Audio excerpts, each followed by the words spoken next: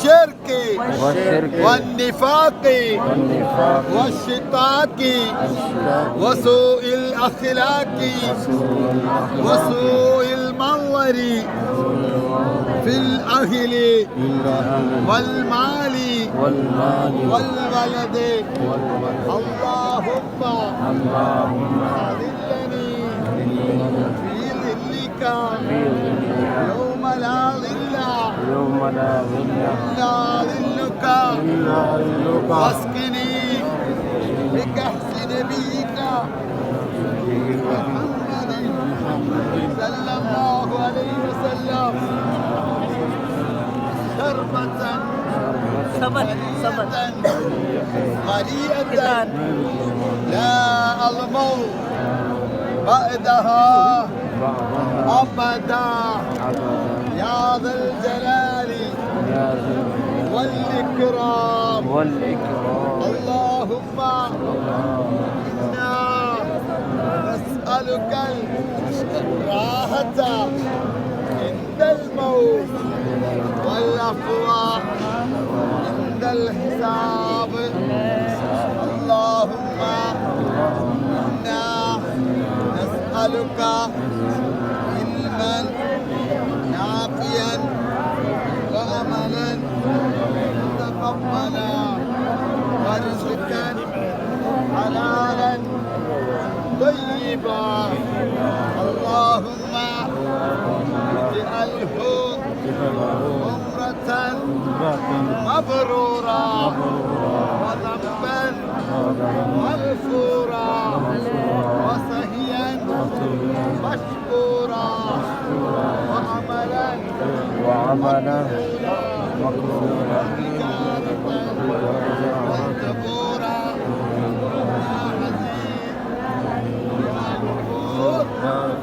يا غفار اللهم سبحان الله الحمد لله ولا إله إلا الله والله أكبر ولا حول ولا قوة إلا بالله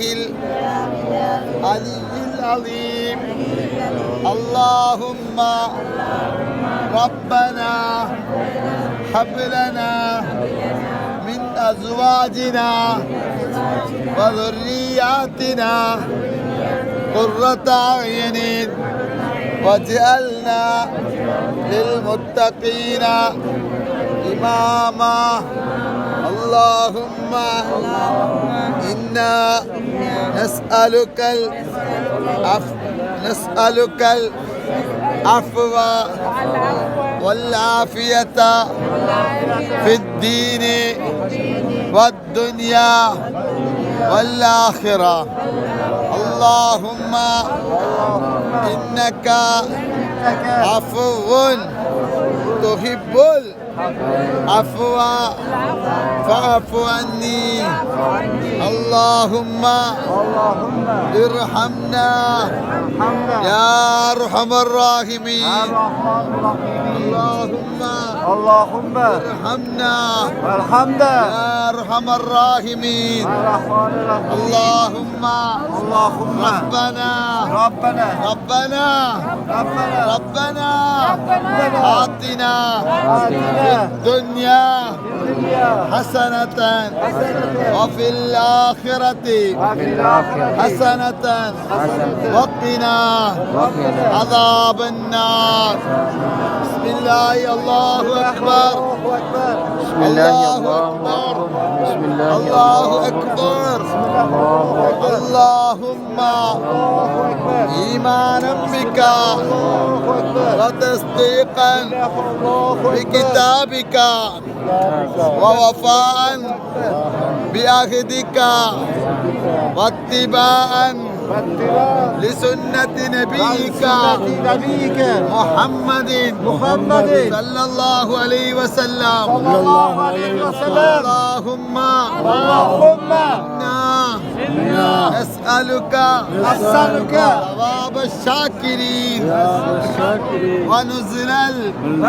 المقربين ومرافقة النبيين ويقين الصادقين وذلة المتقين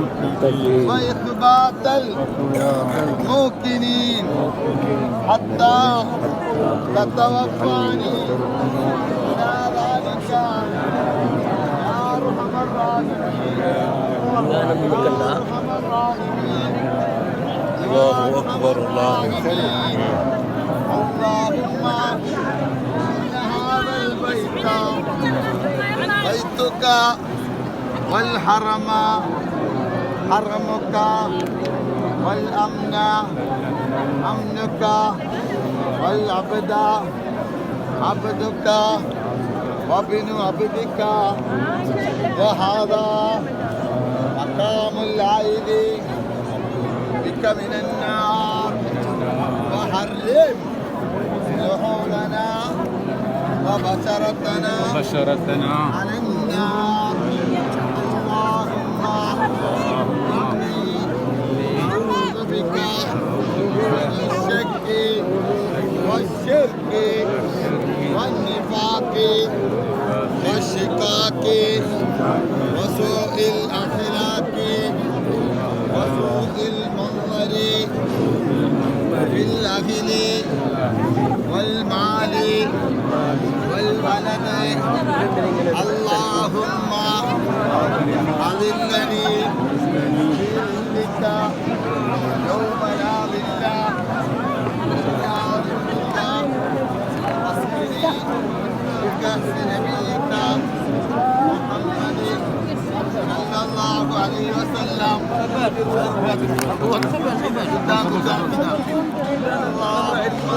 اللهم إنا